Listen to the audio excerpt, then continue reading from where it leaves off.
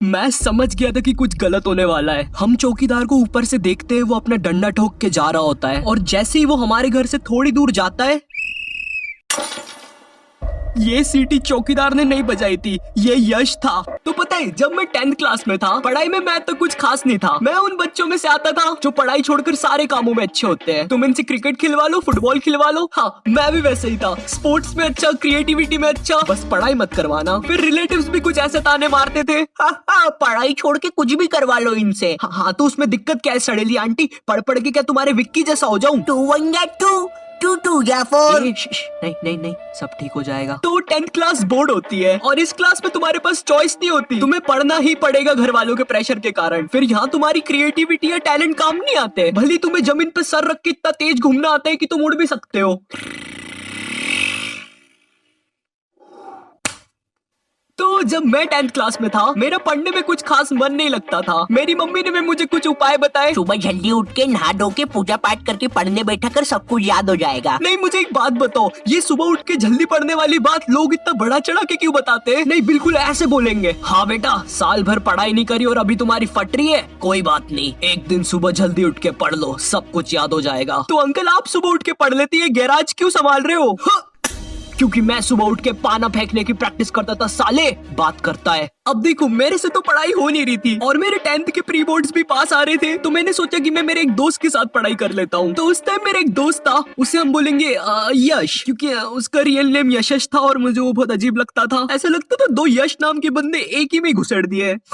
अब जो ये यश था ना, ये पढ़ाई और मस्ती दोनों में अच्छा था। मुझे नहीं पता कैसे था, बट था। तो अब मैंने फटी में अपनी झोली और पानी की कुप्पी उठाई और यश की गुफा की तरफ चल दिया। यश, मुझे भी पढ़ा ले अपने साथ। पहले ये बता, तेरा एसएसटी में कितना हो गया? अरे एसएसटी की तो पुस्तक ही नहीं मिली मेरे को जब मैं लेने गया था। तू पुस्तक खरीदने कब गया था? सोमवार। सोमवार माने का ये? ओह, फिर तो तू पास नहीं हो पाएगा। ठीक है। फिर मैं अपनी पानी की कुप्पी और झोली उठा के घर आ गया।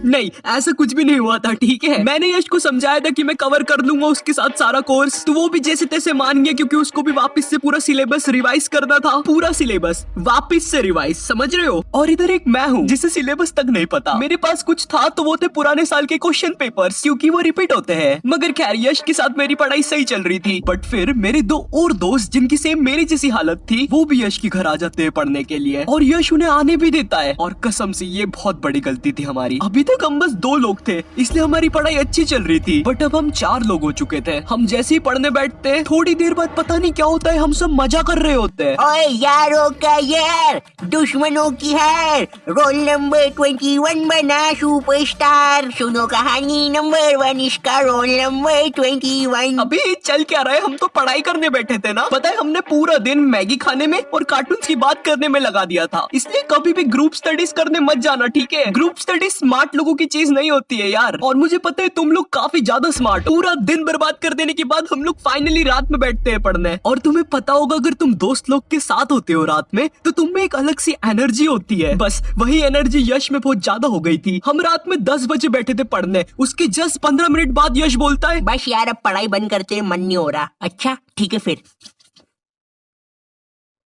क्या हुआ? तूने तो बोला बंद करते। अरे तू सो क्यों रहा है? आज अपन मजा करेंगे।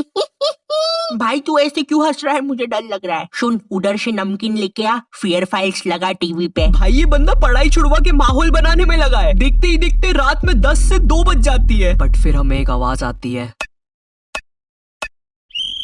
अगर कोई नॉर्मल बंदा होता ना, तो उसकी तो जान ही निकल जाती कि ये आवाज कहाँ से आई। बट ये हमारा चौकीदार था। तुम लोग के उधर होते या नहीं पता नहीं, बट हमारा चौकीदार रात में 2 से 3 के बीच में आता था, ताकि अगर रात में कहीं पर चोरी हो रही हो तो इसको पता चल जाए। ये बंदा एक तो इतने डरावने तरीके से ठोकता है ना 3 बार। सोचो, रात में एकदम सुनसान माहौल और फिर 3 बार ठोकने की आवाज।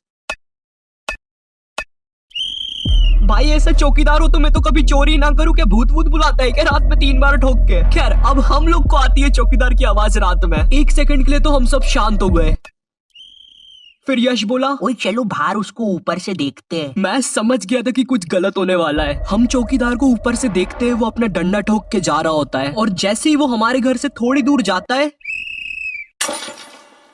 ये सीटी चौकीदार ने नहीं बजाई थी, ये यश था। हम लोग जल्दी से भाग के अंदर आते हैं और सब लोग शांत हो जाते हैं। हमारी जान निकल चुकी थी। रात में 3 बजे ये बंदा चौकीदार की मजे ले रहा है। चौकीदार के पैरों की आवाज वापस आ रही होती है, मगर थोड़ी देर बाद वो वापस चला जाता है। मगर फिर से जैसे ही चौकीदार सीटी बजाता है उसके बाद यश भी बजा देता है।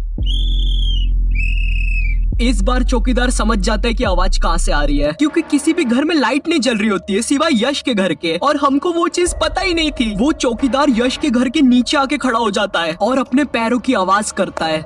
यश को लगता है वो फिर से चला गया। यश गेट खोल के जैसे ही बाहर निकलता है सीटी बजाने। हाँ चल देख लिया, अब नीचे आजा, तेरी सीटी बजाता हूँ, चल जल्दी नीचे आ। हम लोग कसम से इतना तेज भागते हैं घर के अंदर, लाइट बंद करके एकदम शांत। बट वो चौकीदार अब यश का गेट ठोकने लग जाता है जम से। हम लोग की बहुत गंदी फट चुकी थी और यश के घर वालों में से कोई उठ जाता ना, हमारा तो खेल ही खत्म हो जाना था। मगर थोड़ी देर बाद वो चौकीदार अपने आप चला जाता है, मुझे नहीं पता कैसे, बट हाँ